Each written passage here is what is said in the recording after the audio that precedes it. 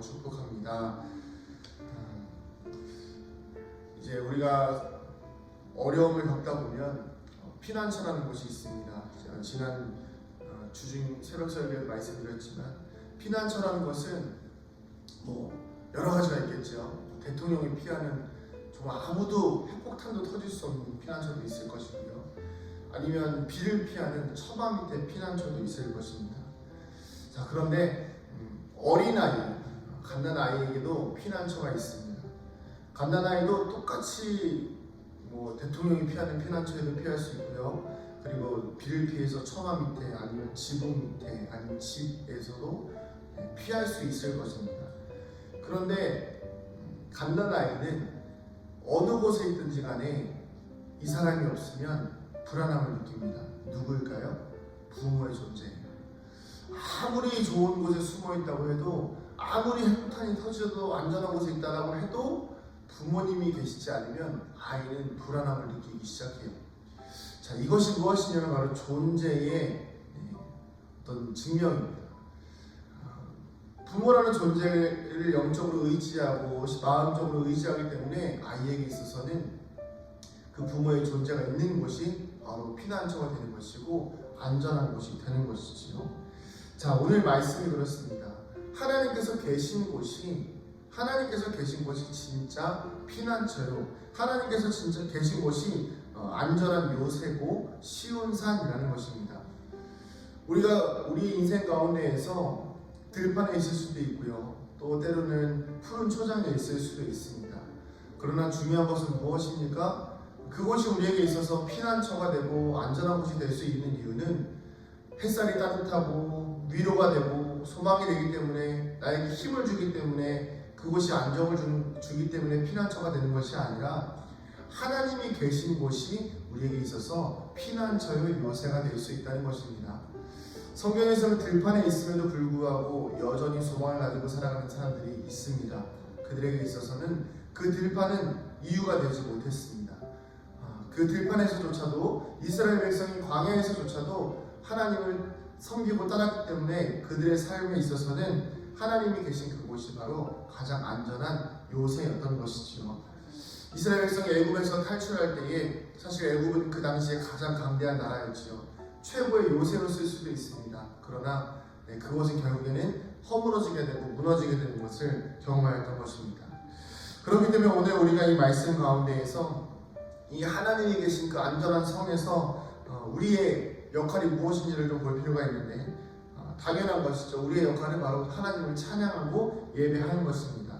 자, 그런데 우리가 하나님의 이름을 묵상해야 할 때 단순하게 그냥 하나님의 성 안에만 거하는 것이 아니라 우리가 더 하나님의 존재로부터 하나님을 더 우리의 마음속에서 깊이 인식하려면 하나님의 존재를 깊이 묵상하는 것입니다. 제가 요즘에 가장 많이 하는 것이 무엇이냐면 하나님을 묵상하는 거예요. 하나님 자체를 묵상하는 거예요. 하나님은 어떤 분이실까?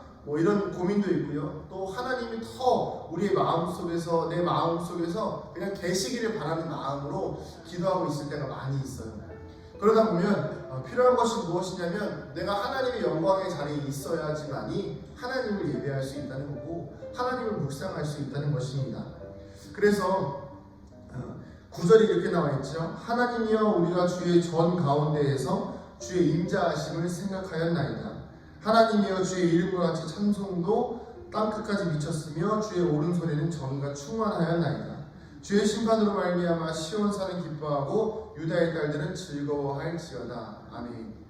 이처럼 하나님의 전에 모여서 하나님의 인자하심을 항상 묵상하고 하나님의 이름을 함께 찬송해서 땅끝까지 찬양이 선포되어지게 하고 하나님의 정의가 충만히 선포되어질 수 있도록 계속해서 하나님을 묵상하고 전하는 일을 할 때에 우리가 더 하나님의 존재 안에서, 하나님의 은혜 안에서 안정과 평안과 위로를 누릴 수 있다는 것입니다. 사랑하는 성도님들, 오늘 우리가 이 말씀을 통해서 어떻게 살아가야 할까요? 간단합니다. 그래서 영성의 길을 쓰는 거예요.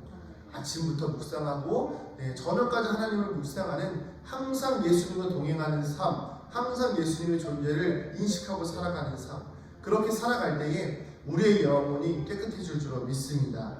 자, 이렇게까지 우리가 해야 되는 이유가 무엇이냐면 이 12절부터 14절까지 나와 있는 내용인데요. 우리 같이 한번 읽어보겠습니다. 12절부터 14절까지입니다. 시작. 너희는 시온을 돌면서 그곳을 둘러보고 그 막내들을 세어보라. 그의 성벽을 자세히 보고 그의 궁전을 살펴서 후대에 전하라. 이 하나님은 영원히 우리 하나님이시니 그가 우리를 죽을 때까지 인도하시리로다. 아멘. 결국 하나님의 존재, 하나님의 영광을 찬양하는 우리가 이것을 계속해서 잘 유지해야 되는 이유가 무엇이냐면 후대까지 전해져야 하기 때문이에요. 우리가 믿음의 유산, 신앙의 유산을 전함에 있어서는 단순하게 건물과 아니면 단순하게 우리에게 주어진 환경만을 전해주는 것이 아닙니다. 아무리 어렵고 힘든 상황 가운데에서도 하나님은 우리 하나님이심을 자녀들에게 전할 수 있어야 하며, 아무리 어렵고 아무리 힘든 상황 가운데에서도 하나님께서 지금까지 나의 삶을 지켜주셨듯이 너희들의 삶도 하나님께서 지켜주실 것이다 라는 믿음과 안정과 확신과 소망을, 그리고 찬양하는 인생을 우리의 후대에게 물려주어야 하는 것입니다. 우리 은강교회 건물 언젠가는 사라집니다. 언젠가는 없어집니다. 그러나 중요한 것은 무엇입니까?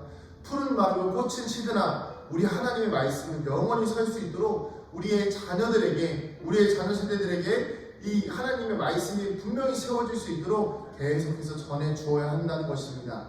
사랑하는 성도님들, 우리의 삶 속에서 날마다 예수님을 묵상하여서 그 예수님의 존재가 우리의 삶에 안정이 되어지기를 주님의 이름으로 축복합니다.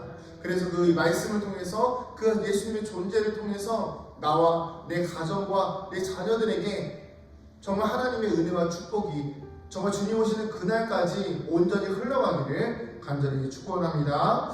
네, 우리 기도하시겠습니다. 하나님, 주님의 말씀이, 주님의 은혜가, 주님의 영광이 있는 곳이 진정 평안이 있는 곳임을 고백합니다. 아무리 좋은 곳에 있다 한들 부모가 없으면 그 아이의 존재가 불완전해지듯이 오늘 우리의 삶 가운데 하나님이 계시기에 그곳이 어느 곳이든 광야든 푸른 초장이든 세상 끝에서든지 안정과 평안을 누릴 수 있는 하나님의 백성들, 자녀들 되게 하여 주시옵소서. 이 유산을 우리 신앙의 후손들에게 잘 물려줄 수 있도록 주님 우리에게 은혜를 더하여 주시고 우리가 끝까지 복음 잘 전할 수 있도록 주님 함께하여 주시옵소서. 감사드리며 사랑이 많으신 예수님의 이름으로 기도드립니다. 아멘.